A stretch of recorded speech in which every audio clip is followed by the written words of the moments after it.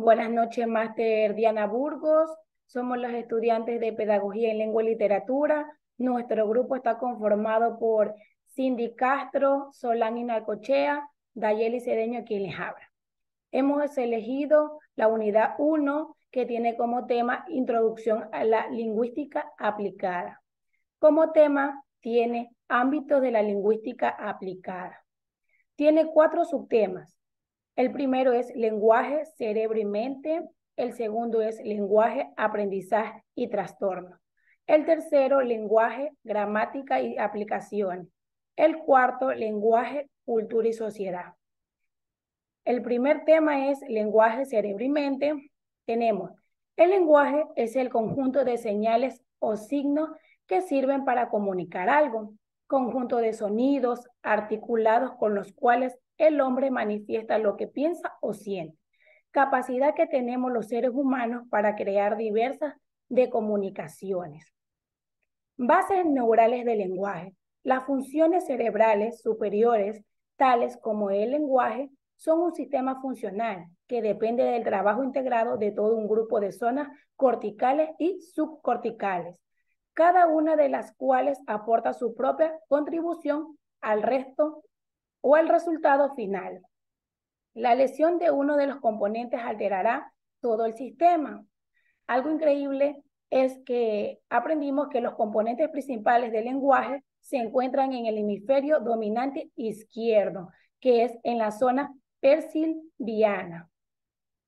La dominancia para el lenguaje está relacionada a la lateralidad.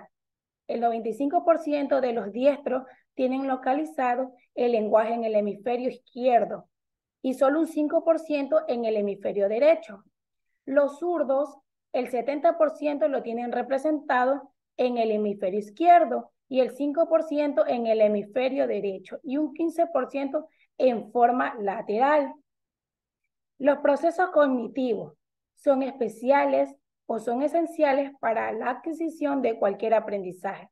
Viene del latín conocer. ¿Qué es cognición? Es una habilidad para asimilar y procesar datos que llegan de diferentes vías. Distintas disciplinas han abordado su estudio. ¿Qué son los procesos cognitivos? Son procedimientos utilizados para incorporar nuevos conocimientos. También intervienen percepción, atención, memoria, razonamiento, etc.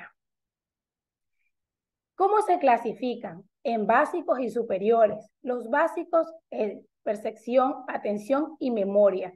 Los superiores son pensamiento, lenguaje y aprendizaje. ¿Cómo el cerebro da lugar a la mente? La mente y el cerebro es la máquina o la mente simbólica. La representación mental es el estado físico que transmite información. El procesamiento mental es la transformación de la información. El segundo subtema es lenguaje, aprendizaje y trastornos. Las estrategias de aprendizaje contribuyen en la construcción del conocimiento. ¿Qué son estrategias de aprendizaje? Un conjunto de acciones que se realizan para obtener un objetivo de aprendizaje. Tipos de aprendizaje en el desarrollo del aprendizaje. Tenemos 3 grandes fases. La primera fase es la función. La primera fase es la construcción de conocimientos, que va basada a las estrategias para propiciar la interacción con la realidad, la activación de conocimientos previos y generación de expectativas. Estrategias para la solución de problemas y abstracción de contenidos conceptuales. La fase 2 de permanencia de los conocimientos tiene estrategias para el logro de la permanencia de conceptos. Y la fase 3 de transferencia es estrategia para la transferencia, estrategias para la conformación de comunidades. Clasificación de los trastornos del lenguaje. Desde el enfoque educativo tenemos trastorno de articulación, que es la dislalia funcional, el trastorno fonológico, retraso del habla, el trastorno específico del lenguaje, disfasia, y los secundarios son disglosia, distractia, afasia de Broca o expresiva, afasia de Wernicke o receptiva, afasia global, y total, afasia infantil, afasia sensorial y transportical. El trastorno del lenguaje escrito, el retraso lector, la disgrafía y la dislexia. A continuación, mi compañera con el tercer subtema. Subtema 3. Lenguaje, gramática y aplicaciones. El lenguaje gramático se refiere al conjunto de reglas y estructuras que rigen la forma correcta de escribir y hablar en un idioma determinado. Estas reglas gramaticales incluyen aspectos como la sintaxis, la morfología y la semántica. La sintaxis se ocupa de la forma en que se organizan las palabras en una oración y la relación que tienen entre ellas. La morfología se refiere a cómo se forman y se modifican las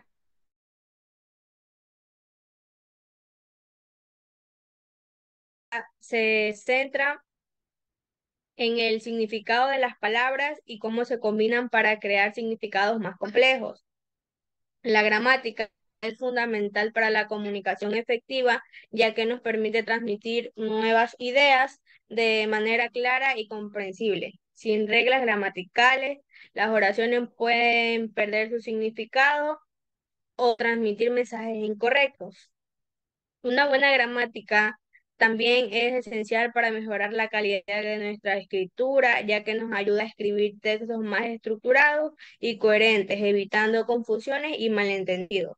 Las aplicaciones de la gramática en la vida diaria son numerosas y variadas. Algunas de las aplicaciones más comunes incluyen redacción de texto, comunicación, traducción, enseñanza de idiomas y corrección de texto. En resumen, la gramática es esencial para la correcta comunicación y comprensión de un idioma. Su conocimiento y aplicación nos permite hablar y escribir de manera efectiva, evitando errores y malentendidos. También es fundamental en la enseñanza y el análisis de los diferentes idiomas. Gracias.